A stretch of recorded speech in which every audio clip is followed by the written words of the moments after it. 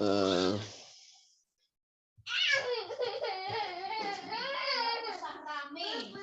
Bismillahirrahmanirrahim. Qala al-musannifu rahimahullah ta'ala fa'ana bihi wa bi ulumihi wa bi ulumikum fid dharaini amin.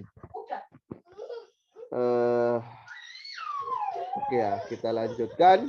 Kemarin kita sudah membahas tentang ilmu, baik dengan konsep atau tasawur atau dengan pemberian hukum yang disebut dengan tasdik. Sekarang kita akan membahas dalalah. Dalalah itu secara harfiah artinya ya menunjukkan, petunjuk, ya. Atau kalau bahasa ilmiahnya semacam indikator, indikasi. Dalalah dan macam-macamnya. Nah, pengertiannya, dalalah itu adalah fahmu amrin min amrin. Memahami suatu hal dari hal yang lain. Nah, hal yang pertama disebut dengan madlul. Jadi, kita bisa memahami madlul min amrin dari perkara yang dua. Yang kedua, dari sidal. Jadi, kita memahami madlul ini disebabkan adanya dal. Jadi, dal inilah yang membantu kefahaman kita untuk mencapai madlul.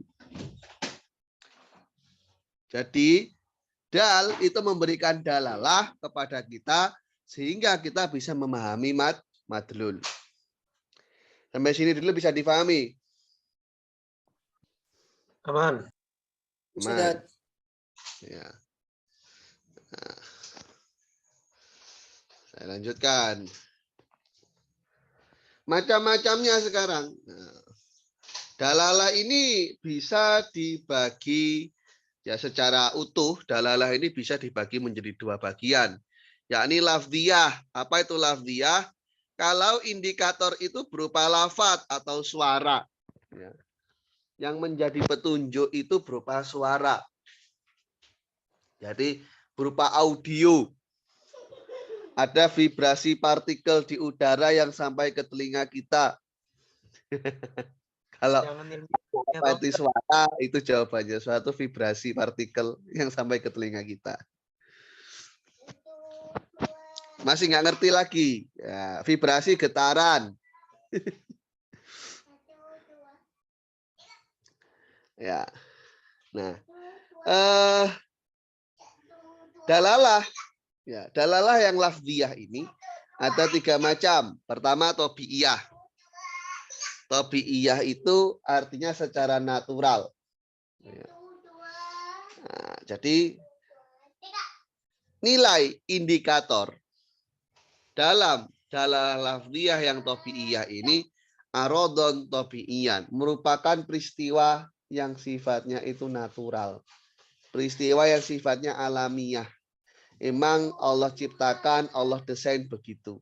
Contohnya dalalatul anin alal alam. Nah, adanya rintihan itu menunjukkan rasa sakit. Mau orang di kutub utara sampai kutub selatan, mau dari Zimbabwe sampai ke Depok, itu kalau merintih menunjukkan rasa sakit. Kita tahu dari mana? Memang settingannya itu begitu. Secara natural, orang itu ketika merintih itu menunjukkan dia merasakan sakit. Ya. Kalau umpama saya bisa membuat suara rintihan tapi saya tidak merasakan sakit, itu namanya pura-pura merintih, bukan merintih. Beda. Merintih dan pura-pura merintih itu berbeda. Ya. Nah, itu poin yang pertama, tobi'iyah, secara natural. Bawaan, alamiah. Ya, hal yang alami. Hal yang biasa dilakukan ya, sebagai makhluk hidup. Ya.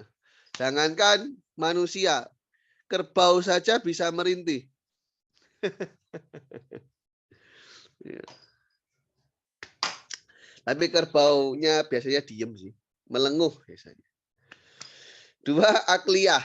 Nah, akliyah ini nilai indikasi dari indikator dalam dilah akliyah itu sifatnya adalah nalar atau logika. Ya.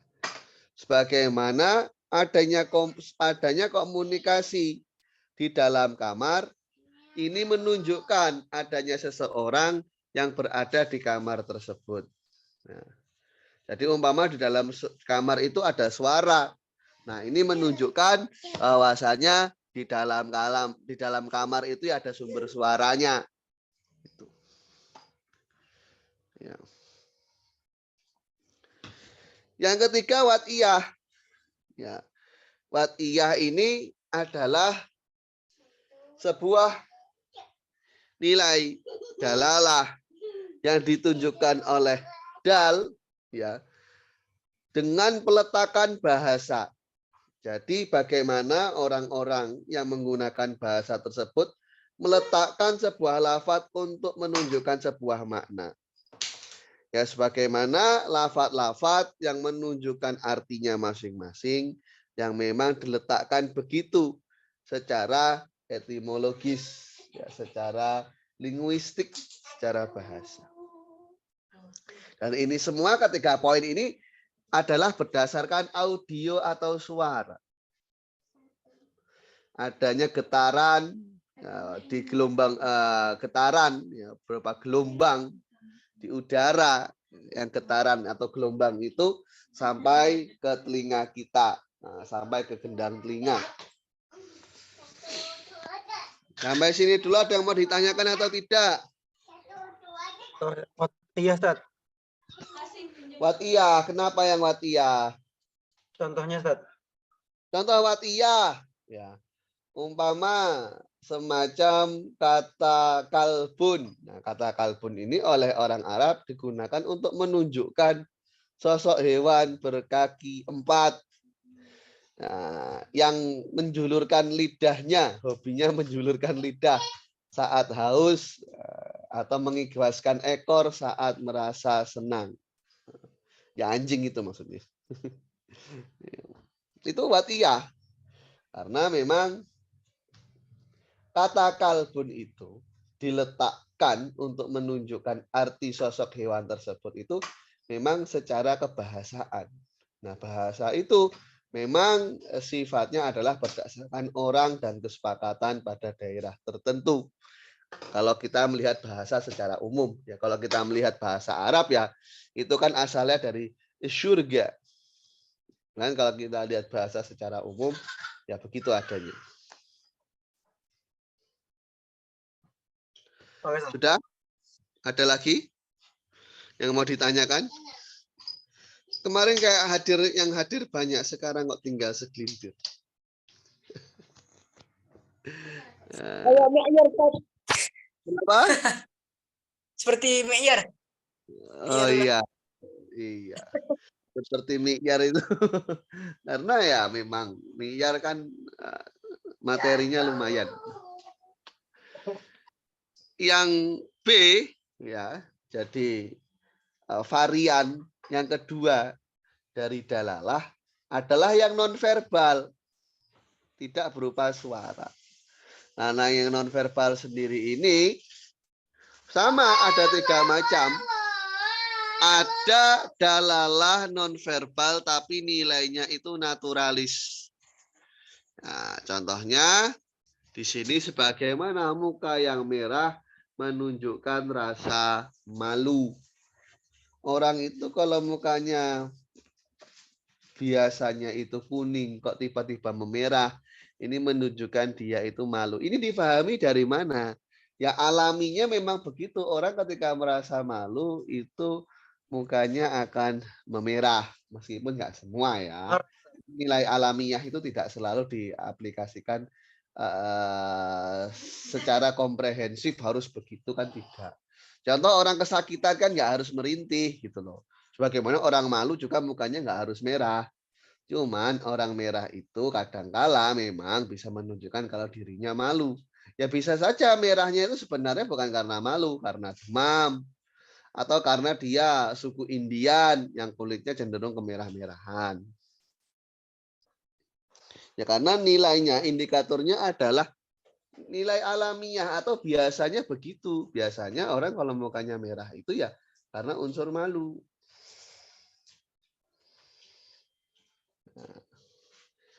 Yang kedua, akliyah. Nilai indikasi, nilai petunjuk yang kita dapatkan itu berdasarkan nalar akal kita. Ya. Umpama perubahan tatanan yang ada di kamar. Biasanya jam dinding di utara, rak buku di selatan. Kok tiba-tiba berubah jam dinding di selatan, rak buku di utara? Ini menunjukkan ada yang melakukan perubahan di sana. Entah itu manusia atau jin dan jun. Intinya ada yang merubah itu.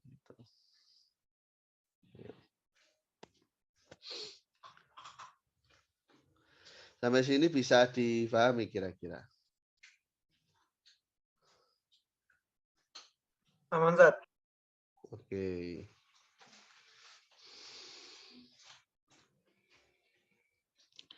Yang ketiga adalah watiyah. Ya. Hal ini bila mana adanya indikator di situ berdasarkan peletakan kesepakatan orang-orang di sekitar. Contoh yang mudah di sini apa namanya? Adanya ya apa namanya itu semacam apa istilahnya? Jadi kalau di apa? Gimana? Jadi kalau di Eropa itu kan kalau sedang bersedih itu mereka menggunakan semacam pita atau tali yang berwarna hitam. Kan bela sungkawa itu kan yang pakai hitam-hitam itu kan budaya dari Eropa. Nah, jadi mereka menggunakan semacam pita atau tali yang berada di kedua lengan untuk menunjukkan rasa sedih. Ini berdasarkan apa ya? Kesepakatan orang sana. Berbela sungkawa. Seperti itu. Nah, umpama di Indonesia yang contoh paling mudah ya, sebagaimana ada bendera dengan warna tertentu menunjukkan ada orang meninggal. Atau ketika ada janur kuning yang melengkung itu menunjukkan ada orang yang menikah. Umpama begitu. Itu kan dibuat-buat hasil kesepakatan orang-orang. Jadi kalau kita buat skema, dalalah ini begini. Ada yang lafziyah, ada yang ghairu lafziyah. Yang lafziyah ada tobi'iyah, ada akliyah, ada watiyah. Suara seseorang di dalam kamar menunjukkan di sana ada orangnya. Bisa saja bukan orang, bisa saja recorder, bisa saja TV, bisa saja rekaman, bisa saja suara HP. Ya bisa, bisa. Nah, makanya kan nilai akliyah itu sebenarnya perspektifnya juga luas. Ya, karena akliyah ini kan secara indikator apa-apa yang bisa menimbulkan keyakinan. Nah, sedangkan proses menuju yakin itu sendiri sebenarnya kan banyak. Ya, banyak. Jadi kalau kita belajar tentang masalah hujjah, ya ada yang namanya awaliyat, hal-hal yang dipahami secara mendasar. Nah, umpama api itu panas, api itu panas itu tahu dari mana? Ya karena memang sudah secara mendasar kita memahami hal itu. Atau andaikan orangnya itu tidak pernah tahu api, kemudian tahu kalau api itu panas dengan cara menyentuhnya, jatuhnya mahsusat. Meskipun dirasakan dengan panca indera, cuman di sana itu akal ikut mendeteksi. Oh, bila mendekati api, timbul rasa panas, akan ada rasa panas di organ-organ saya. Tetap yang berperan di sana itu adalah akal. Nah,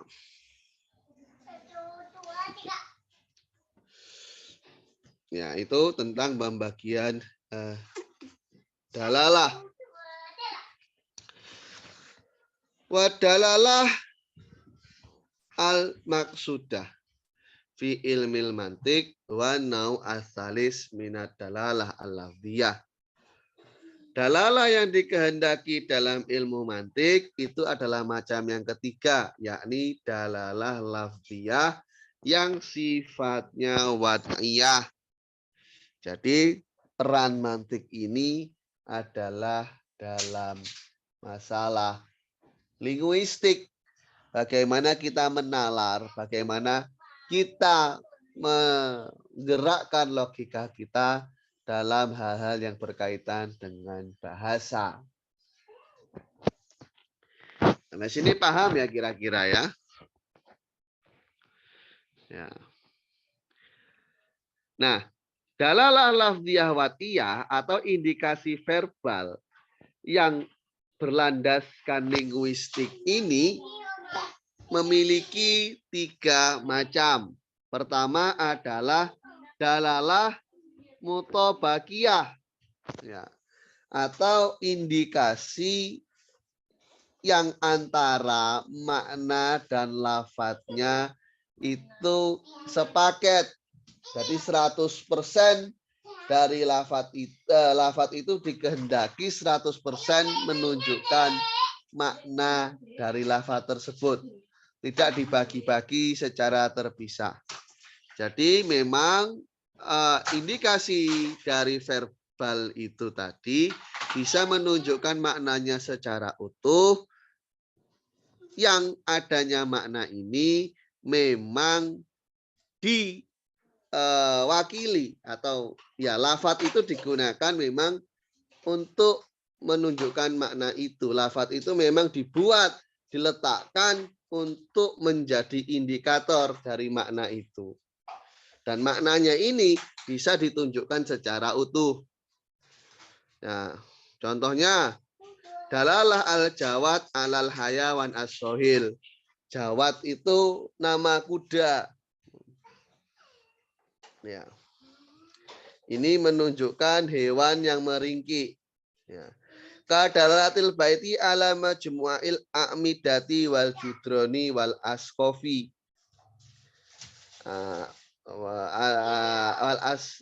Ya. Alati yahtawiha wal askufil lati yahtawiha. Sebagaimana dalalah dari kata al-bait, ya.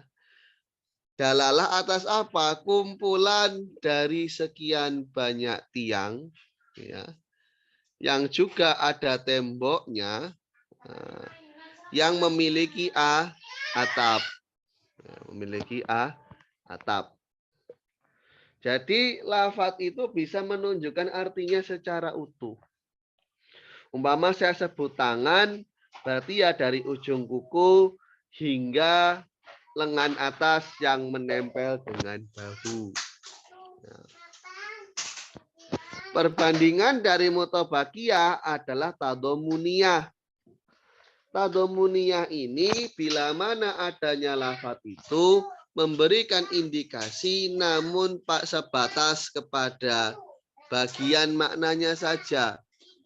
Jadi tidak menunjukkan artinya secara utuh, tapi menunjukkan artinya secara sebagian saja atau secara parsial saja.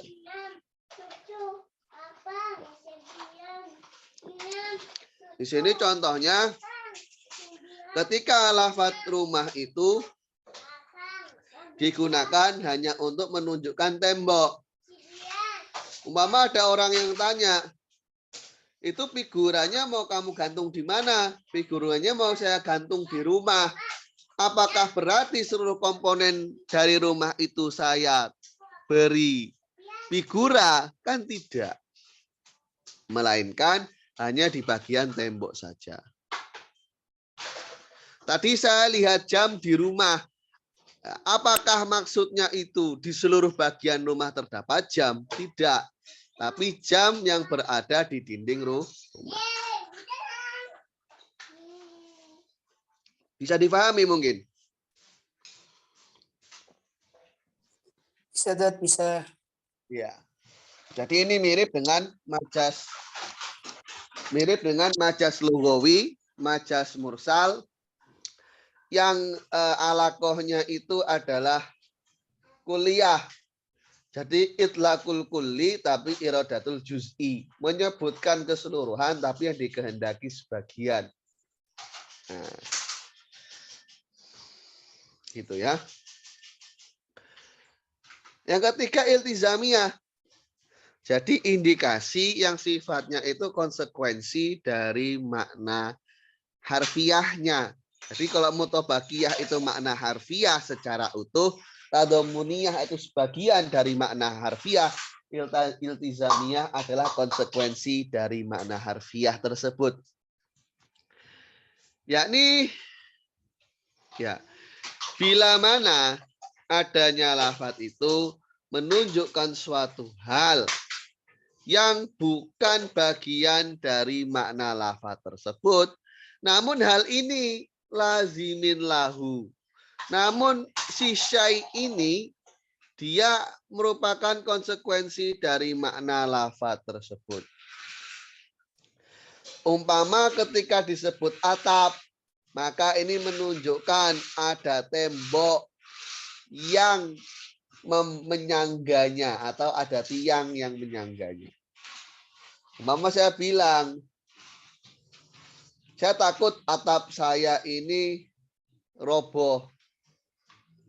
Berarti kan di sana itu secara tidak langsung ya, mengkhawatirkan juga bahwasanya tiang-tiang atau tembok yang menyangga atap itu juga ikut tumbang gitu. Kalau ini Nah, air, kalau kalau iya itu pagar bisa. Jidar itu kan artinya bisa tembok, bisa pagar. Gimana? Pagar kenapa? tes. Iya, halo. Kalau es batu menunjukkan dingin gitu, Ustaz. Iltizamiyah. Ya bisa.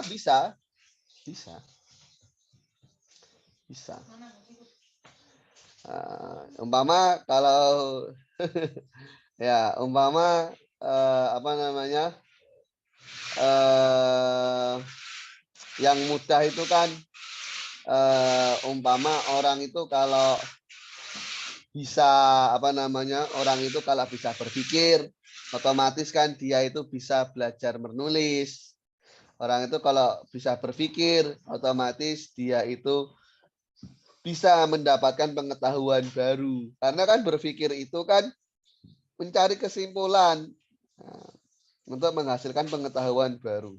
Otomatis orang kalau berpikir ya bisa mendapatkan ilmu yang baru. Contoh mudahnya begitu. Jadi konsekuensi dari arti harfiahnya. Ketika saya sebut dua, maka konsekuensinya apa? Genap. Nah, apakah kata genap ini ditunjukkan secara langsung oleh kata dua? Ya tidak. Tapi arti dari kata dua itu nantinya akan melahirkan konsep genap. Konsep apa tadi? Madlul itu konsekuensi ya, Ustaz? Konsekuensinya itu Madlul itu maknanya, dal itu lafadznya. ya berarti kalau yang di iltizamiyah itu konsekuensinya jadi madlul kan? Ya berarti amrun khorijnya, syai'un khorijnya itu juga jadi madlulnya.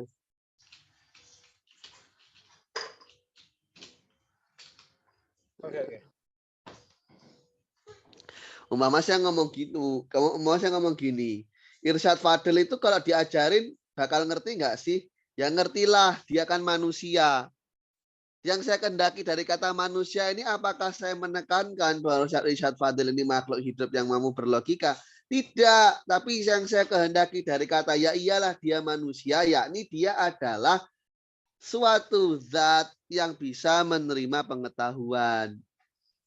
Itu yang saya kendaki. Meskipun toh arti harfiahnya dari apa namanya kata manusia itu kan makhluk hidup yang berlogika.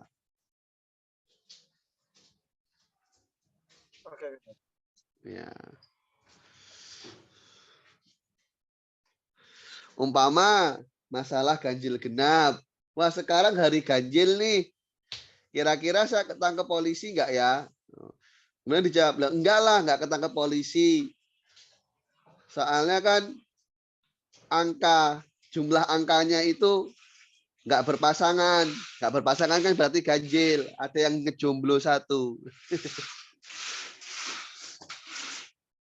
Ya itu kan sebenarnya ya kalau seperti itu sih lebih ke arah mutobakoh ya. Yang jelas itu kalau iltizamiyah itu adalah bukan dengan arti harfiahnya, mudahnya begitu. Fayatalakosu min hadza. Jadi ini bisa kita simpulkan bahwasannya. Loh, mana? Oh. Loh, min hadza adalah alafdiyah. Oh, ini berarti anu. Apa nama ananya ini, isimnya ananya ini itu dilanjutkan dengan tabel ya.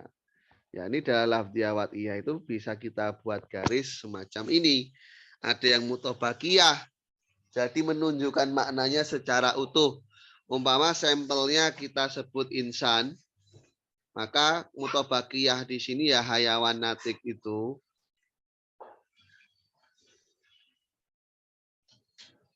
Tadomuniyah umpama hanya menghendaki hayawan saja atau natiknya saja. Ya, kalau dalam kasus iltizamiyah berarti dia menunjukkan qabilun lil ilmi. Bisa menerima pengetahuan, qabilun lil ilmi. Ya. Seperti itu ya. Tadarib. Nah, ini ada latihan. Memang di kitabnya ada latihannya. Ini untuk yang sifatnya sejarah, karena kemarin memang saya skip dulu ya. Kita langsung masuk ke pembahasannya. Ini diantaranya ma ta'rifuhu. Ini maksudnya ta'rifnya mantik. Mungkin Irsyad Fadil bisa menjawab ta'rifnya mantik itu apa? Luar Ustaz. Apa itu mantik? Hah? Mura'atuhu ad-dhihni 'anil khata' fi fikrihi. Konunun taksimu mura'atuhu adzihna anil khoto'i fi dhihni gitu ya. Adzihna anil khoto'i fi fikrihi, maksudnya ketika manusia itu berpikir. Nah, itu definisi dari mantik. Jadi adalah sebuah undang-undang peraturan. Kalau kita mengaplikasikan peraturan itu, otomatis akan menjaga akal pikiran kita dari kesalahan saat berpikir. Itu namanya mantik. Apakah seorang yang ahli mantik itu pasti benar? Ya belum tentu. Karena meskipun dia ahli, belum tentu ia mengaplikasikan. Itu satu. Yang kedua, dia sudah aplikasikan kaidah mantik itu. Tapi ternyata informasi yang ia dapatkan itu hoax. Ternyata hoax. Ya, kalau hoax, otomatis kesimpulannya juga hoax. Sehingga apa yang ia dapati itu belum tentu benar. Seperti itu. Jadi nilai dari sebuah kesimpulan itu akan benar dengan logika mantik bila mana sumbernya itu juga benar. Dan mengaplikasikan undang-undang sesuai yang sudah tertera. Nah, ma huwa al ilmu. Nah, coba Syaka, ilmu apa Syaka? Ingat nggak?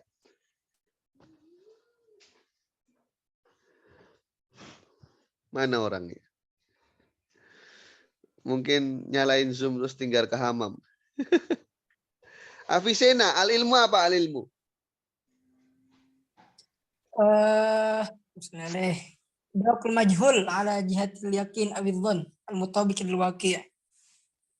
Ya, itu kalau ingin didefinisikan secara panjang. Umpama definisi yang diberi pengertian yang simpel, mutlakul idrok. Mutlakul idrok. Iya. Jadi hal apapun yang kita dapati di akal pikiran kita itu jatuhnya adalah al-ilmu. Jatuhnya adalah pengetahuan. Terlepas apa yang kita dapati itu salah atau benar. Terlepas apa yang kita dapati itu sudah sampai kita yakini atau sebatas persepsi saja. Jadi memang definisi al-ilmu di sini berbeda dengan al-ilmu dalam konsep fikih, usul fikih, atau ilmu kalam. Beda. Yang penting kita mendapati sebuah nilai dalam pikiran kita. Dalam taraf yakin atau zon, itu sudah cukup disebut sebagai al-ilmu. Ma'aksamuhu, apa macam-macam. Kenapa? Walaupun itu apa salah, walaupun ilmunya itu keyakinannya salah tetap dianggap ilmu kan kalau di mantik. Iya. Betul. Ya. Karena begini, yang dimaksud dengan al-ilmu atau logos kalau dalam bahasa Yunani, itu adalah nilai-nilai yang kita dapatkan. Terlepas nilai itu benar atau salah. Nah, logos inilah yang nantinya akan melahirkan logika. Dasar-dasar yang kita dapati inilah yang kita gunakan sebagai media untuk berpikir.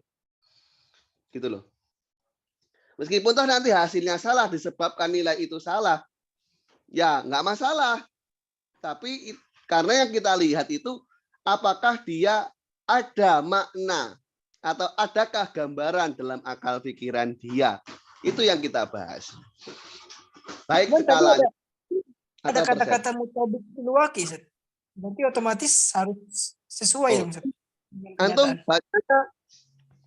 bacanya harusnya sampai selesai. Itu kan takrifnya antum tampilkan kan hanya sebagian. Nah. Oh iya benar ya dari Yuko. Oh iya. Tahu? Yuko lifuhu. Anda jangan distorsi atau mereduksi pengertian yang sudah disebut. Ini pengkhianatan ilmiah.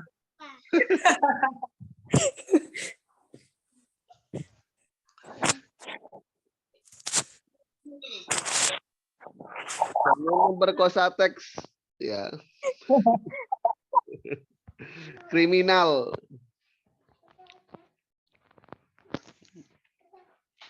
Wama aksamuhu, apa macam-macam dari ilmu ini? Ya, coba, loh mana tadi kok ada yang kabur? Kayaknya orangnya udah banyak. Ini Syaka mana orangnya? Syaka, halo. Ditinggal ngopi. Syaka, macam-macam ilmu apa Syaka? Ilmu yang tasawur tasdik itu, Ustaz. Ya, tasawur dan tasdik. Nah, di sini sekalian berikan contoh 5 contoh tasawur badihi.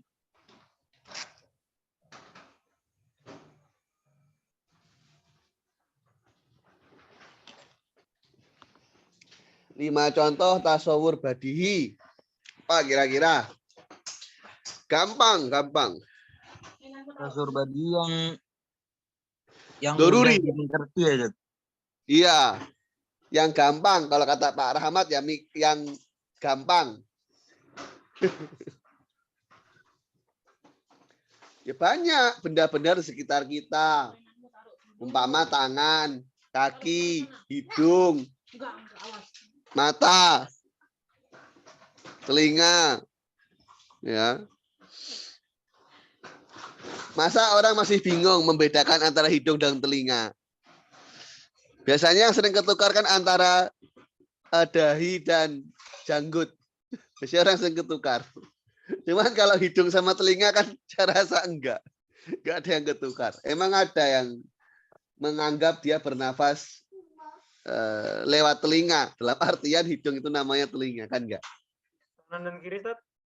Apa? Kanan dan kiri masih banyak yang ketukar. Iya, kanan dan kiri. Ya. Yang penting jangan ketukar orang tua aja. Urusannya sama kiriman.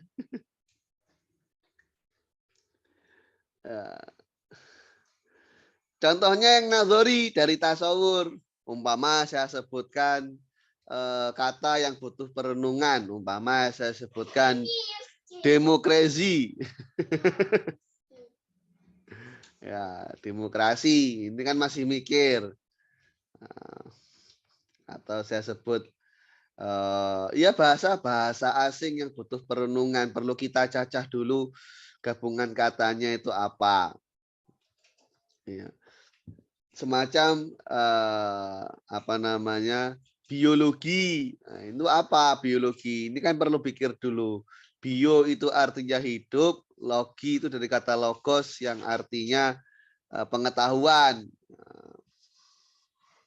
Nah, seperti itu. Ya, jadi cukup menyebutkan hal-hal yang bermakna tunggal. Maksudnya bermakna tunggal itu tidak kita sematkan hukum di sana. Yang ke-12, sebutkan contoh-contoh tasdik yang badihi. Ayo Ibnu Sina, silahkan dijawab. Ini kan nama doa ya. Nabi Sena, yuk. Waduh, bentar Sat. Lagi keluar. Tasdik badihi. Berarti gampang Sat. Kalau misalkan tunggu bentar. Apa enaknya? Kalau misalkan ya Kalau misalkan itu contohnya. enggak, misalkan kalau menguap tanda ngantuk gitu ya Sat, misalkan. Kalau Itu menguap kata tanda Satu setengah dari dua. tanda ngantuk itu tasdik. Kalau antum sifatnya di sana predikatif. Antum sampaikan sebagai deklarasi, sebagai kalimat berita untuk didengar orang lain. Jatuhnya tasdik. Tapi kalau antum umpama pahami sebagai menguap itu tanda mengantuk dalam artian tasawur jatuhnya. Jadi apa di sana itu antum buat sebagai predikat atau antum berusaha untuk definisikan gitu loh. Ya. Berarti contohnya Mudah, langit di atas, bumi di bawah. Nah, itu bukannya tasawur berarti Sat? Loh enggak. Saya kan menghukumi langit berada di atas saya. Menghukumi bumi berada di bawah saya. Nah, berarti antum bingung antara konsep tasawur dan tasdik. Yang penting kan ada maudhu sama mahmul kan, intinya gitu Sat. Iya. Iya. Kalau tasawur itu antum pahami sebuah benda, nilai-nilai yang terdapat dalam benda itu apa saja. Dari contoh yang sama itu bisa tasawur dan tasdik. Nah, ya itu benar.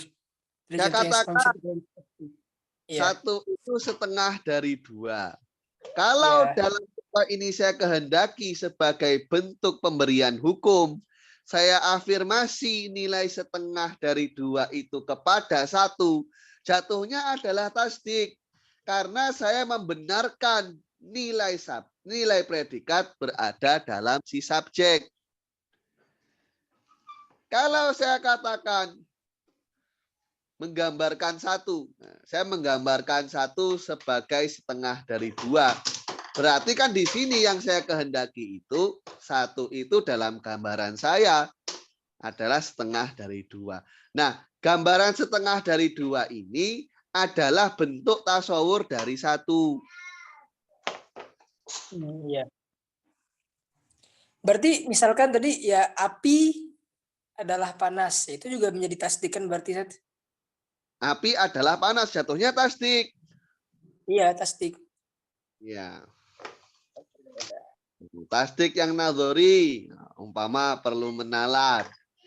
Umpama ya banyak, umpama Bapak Joko Widodo itu ijazahnya palsu, umpama. Umpama.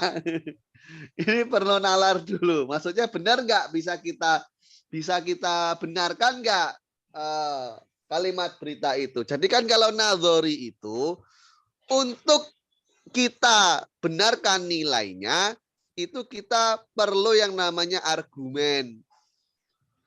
Tasdik itu butuh argumen, sebagaimana tasawur butuh pengertian. Untuk menggapai tasawur butuh takrif, untuk menggapai tasdik butuh argumen. Nah, contoh yang nadhari ya banyak. Umpama dikatakan Amerika itu negara yang sedang krisis ekonomi. Nah, ini kan kita perlu argumen dulu, benar nggak ini? Nah, sebagaimana adanya tasawur nadhari itu butuh takrif, maka tasdik yang nadhari butuh hujah atau kias, butuh argumen. Paham nggak kira-kira maksud saya?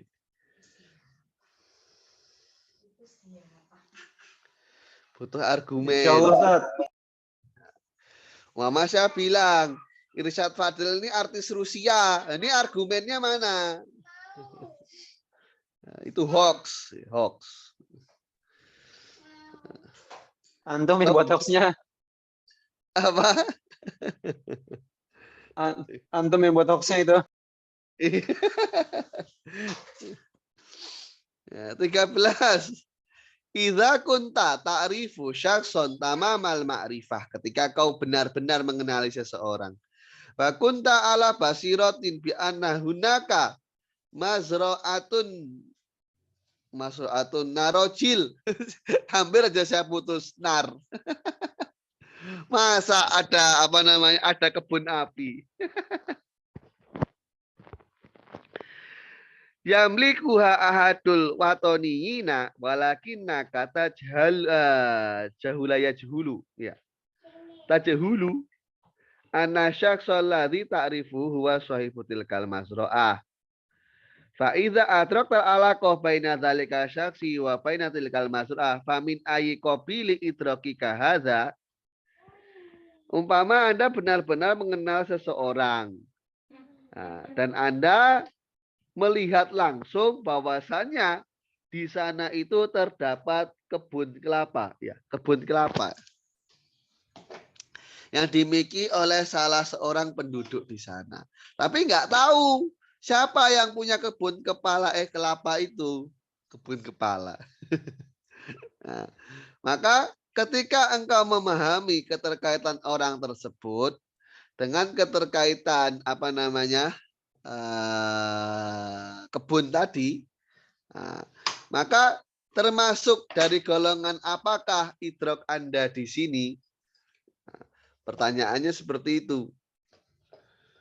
Nah, ada kebun kelapa, ada seseorang yang Anda kenal betul, kebun kelapanya itu milik seseorang yang penduduk di sana.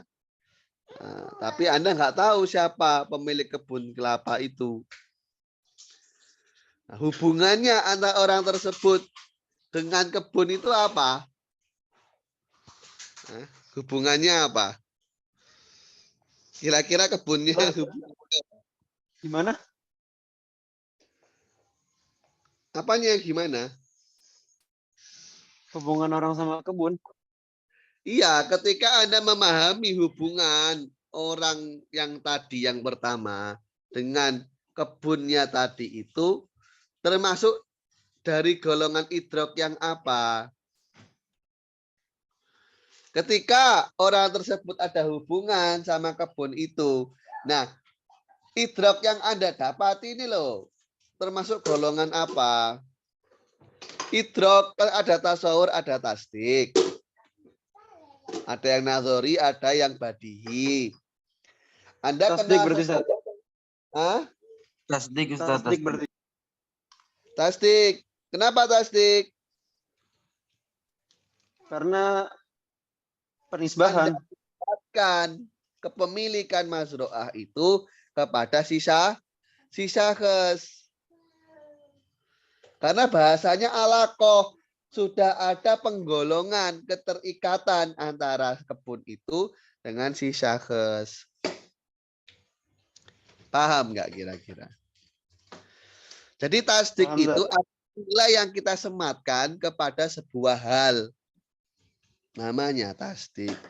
Kalau tasawur itu kita memahami hal tersebut tanpa kita beri hukum. Namanya tasawur. Kenapa dinamakan tasdik, Ustaz? Karena kita membenarkan konsep penggolongan, membenarkan konsep penggolongannya atau membenarkan ketidakketerhubungan dari predikat dan subjek. Baik membenarkan ataupun menyalahkan, kedua-duanya adalah tasdik. Kan begini. Kenapa nggak takdzib gitu kan? Arah antum ke sana kan? Wih, Iya, iya. udah kayak Gus Samsudin saya. Tasdik itu kan artinya membenarkan. Baik membenarkan hal yang sifatnya positif atau membenarkan hal yang sifatnya negatif. Membenarkan hal yang sifatnya positif berarti membenarkan keterikatan predikat kepada subjek. Ya. Jadi predikat itu memang benar berhubungan dengan si subjek. Kalau dalam kasus negatif berarti membenarkan adanya keterputusan atau keterhubungan. Gimana sih bahasanya? Ketidakterhubungan antara predikat dan subjek. Kalau yang positif berarti membenarkan nilai predikat berada dalam diri subjek. Kalau yang negatif berarti menafikan, menegasi adanya predikat dalam diri subjek. Dan keduanya ini sama-sama tasdik.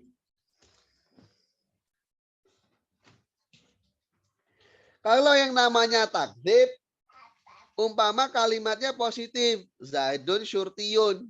Cuman Anda nggak percaya, enggak, Zaidun bukan syurtiyun. Maka itu namanya takdzib. Tapi kalau tasdik, Anda membenarkan nilai predikat syurti itu kepada si Zaid. Itu namanya tasdik. Meskipun toh bentuknya negatif. Zaidun laisa busyurtiyin. Ketika Anda benarkan nilai negasi syurti kepada Zaid, namanya tasdik. Tapi umpama redaksinya Zaidun laisa bisyurtiyin. Kalau Anda bilang itu informasi ngaco, Zaid itu polisi, maka namanya takdzib. Takdzib apa? Informasi yang sampai kepada Anda. Dan itu nggak dibahas. Kenapa nggak dibahas?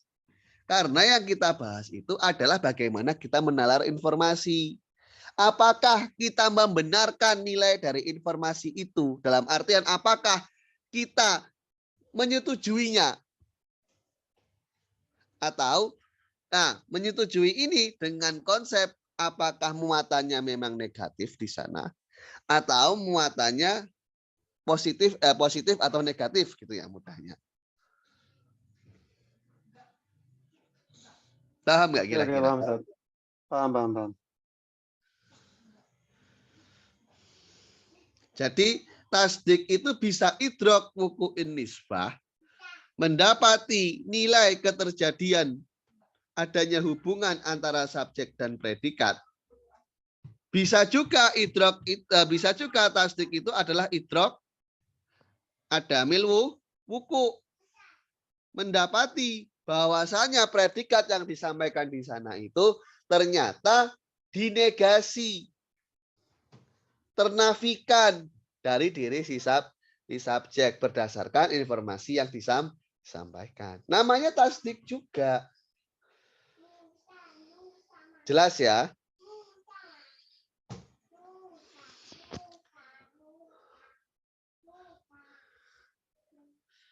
Syaka gimana Syaka? Aman? Aman-aman Ustaz. Ya. Ibnu Sina.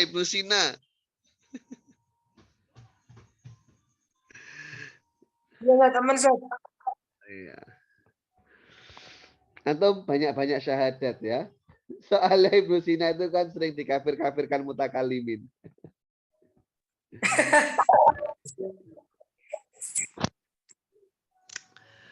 Nah, ke-14. Ma'aksamud dalalah lafdiyah. Tadi sudah kita bahas Lafdiyah itu ada yang wat'iyah, ada yang tobi'iyah, ada yang akliyah, ada yang indikasi dari hal verbal itu sifatnya adalah nalar, ada yang sifatnya natural, ada yang sifatnya itu adalah bahasa, lingual, linguistik. Ya.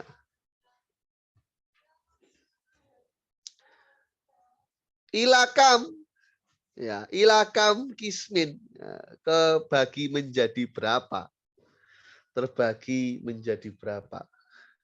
Tangkosimud dalalah ghairul lafdiyah, ya sama saja. Yang nonverbal, indikasi yang nonverbal juga ada yang nalar, ada yang natural, ada yang bahasa, linguistik, lingual. Nah, contoh, sebutkan macam-macam dalam lafdiyah watiyah. Macam-macam dalam watiyah. Ada 3 kan ya, mutobakiyah, tadomuniyah, dan iltizamiyah. Sudah kita bahas itu. Mungkin untuk soal-soal saya cukupkan itu dulu ya. Kita langsung masuk ke pembahasan ilmu mantik. Mabahitsu ilmil mantik. Al-gharadu, ya, tujuannya apa? Al-asma, tujuan paling tinggi. Sama yasmu sumuman itu artinya adalah rofa'a yarfa'u. Artinya itu adalah mulia, tertinggi. Min ilmil mantik mabhasul istidlal. Tujuan paling tinggi atau tujuan akhir dari ilmu mantik itu adalah pembahasan tentang bagaimana kita mencari dalil. Bagaimana kita mencari petunjuk. Baik petunjuk itu sifatnya adalah definitif, ya, berupa definisi, atau petunjuk atau indikator tadi sifatnya argumentatif. Dia menjadi hujah, alasan. Goalnya di sana. Ya. Wabima anal istidlala yatarokabu min iddati jumalin au qodoya kama tusama fi istilahil manatiqah wal qodoya tata'allafu min alfadhin mufradatin fal wajibu hina idzin ayabda'a fi dirasatil ajza'il lati yatarokabu min hal istidlal. Dan dengan adanya pencarian bukti itu nanti terangkai dari sekian klausa, ya, jadi ada sekian kalimat berita yang disanding-sandingkan, atau kalau dalam bahasa logikanya lebih sering dengan disebut premis. Nah, terangkai dari premis, sebagaimana dalam istilah para ahli logika, ya, dan premis ini sendiri terangkai dari lafaz-lafaz yang mufrad, lafaz-lafaz yang tidak berhukum. Nah, fal wajib, ya, maka yang wajib saat ini adalah ya idealnya, ya, idealnya kita mulai dari pembahasan-pembahasan yang berkaitan dengan bagian-bagian dari qodiyah tadi, yang merupakan media untuk istidlal. Jadi kita akan bahas, kok kita akan bahas qodiyah, tapi kita mulai secara parsial dulu, tidak secara utuh. Kita mulai dari bagian-bagian penyusun dari qodiyah itu. Ya. Fakama yajibu alal bana'i ma'rifatul mawadil lati yasta'miluha fi sina'atihi. Kadzalika yajibu alal bahithi fi ilmil mantiq. Wajibnya apa? Dirasatul ajza'il lati tarkabu minha istidlaluhu. Sebagaimana wajib bagi kuli bangunan, ya, untuk mengetahui komponen-komponen yang ia gunakan untuk membangun, ya, untuk membuat karya berupa bangunan, ya wajib bagi orang yang belajar ilmu mantik ini, membahas ilmu mantik, untuk mengetahui bagian-bagian yang ia gunakan sebagai dalil nanti. Wa ala dzalika yajibu alail bahthu fil afadil mufradatil lati tatarakabu minhal qodoya.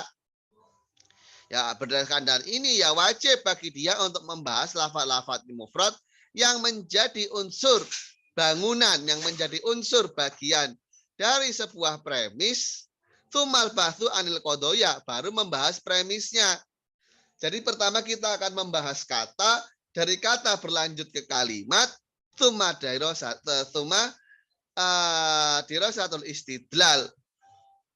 Kalau sudah membahas kalimat-kalimat itu, barulah kita bahas argumennya. Fatakunu mabahithul mantiki idzan salatah. Oleh karenanya, pembahasan mantik itu sebenarnya nggak banyak. Cuma 3 saja. Mabahasul alfat, mabahasul kodoya, dan mabahasul istidlal. Kita bahas katanya ketika kata sudah selesai. Kita bahas kalimatnya ketika kalimat sudah selesai. Kita bahas sisi argumentatifnya. Itu saja pembahasan dalam ilmu logika atau mantik. Ya. Ini mabhasul dalalah, mabhasul alfat. Kita bahas besok. Sebelum saya akhiri, ada yang ingin ditanyakan atau tidak? Tidak ada.